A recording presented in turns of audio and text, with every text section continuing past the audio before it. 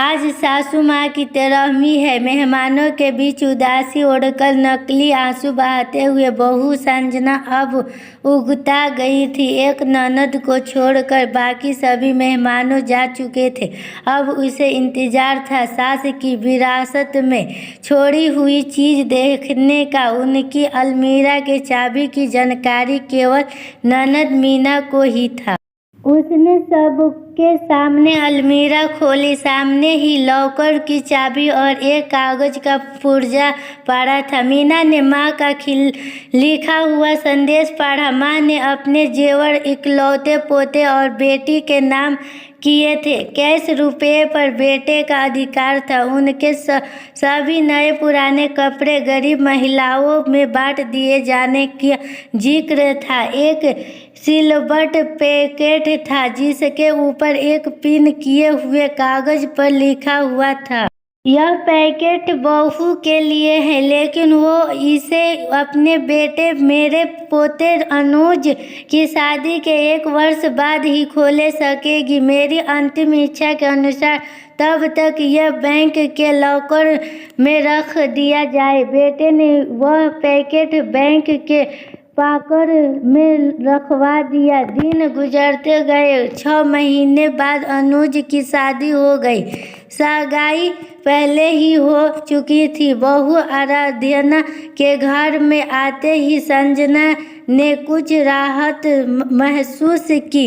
अब वो अपना ध्यान अपने पति और अपने स्वास्थ्य पर ही देना चाहती थी।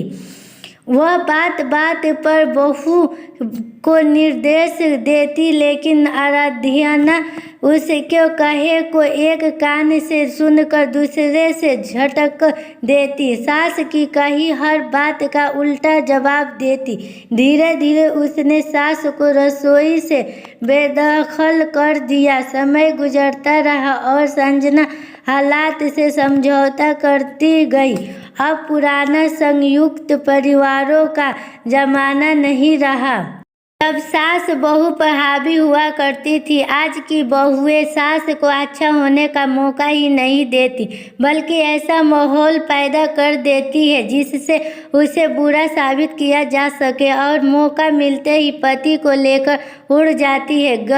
गई सदी के इतिहास के वो पतों जब सास बहू पर हावी हुआ करती थी, आज की बहुएं ने फड़ कर फेंक ही दिए है। सास कितनी भी पढ़ी लिखी और समझदार हो, लेकिन बहू स्वतंत्र ही रहना चाहती है और इसके लिए जाल बुनती ही रहती है और सास का नाम ही परिवार की सूची से मिटा देना चाहती है। उसने भी तो यही किया था ना। अपनी सास सुमित्रा के साथ वो पढ़ी लिखी सुलझे विचारों की महिला थी और अपने पुराने विचारों की सास से मिले हुए कष्टों को भूलकर संजना को हर तरह की सुविधाएं, संयोग और प्यार देकर सास के नाम पर लगे मनहूस दबे को हमेशा के लिए मिटाकर नया इतिहास रचना चाहती थी। लेकिन संजना क्षण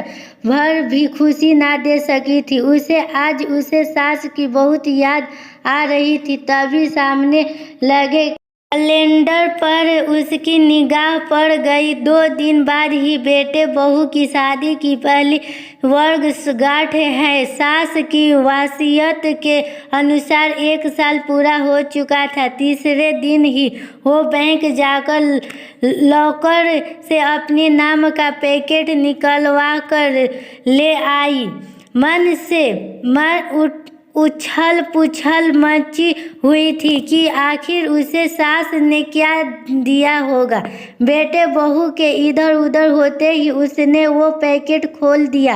अंदर सास के तरह किए हुए लगभग 1 दर्जन पुराने रुमाल थे और एक दूसरा पैकेट भी था। देखकर अचानक उसकी आंखों एक सवाल लिए सिकुड़ गई। साथ ही पिन किए हुए कागज पर लिखी शब्द पढ़ने लगी। बहू, ये वो रुमाल है जिनसे मैं बेटे का विवाह होने के 1 साल बाद से मृत्यु मृत्यु पर्यंत आंसू पोंछती रही। पढ़कर उसकी आंखों से अविरल आंसू बहने लगे। रोते रोते उनसे दूसरा पैकेट खोला। उसमें उतने ही बिल्कुल नए रुमाल थे और वैसा ही कागज का टुकड़ा पिन किया हुआ था। उसे कहीं से सास की आवाज़ सुनाई दी, बहू रो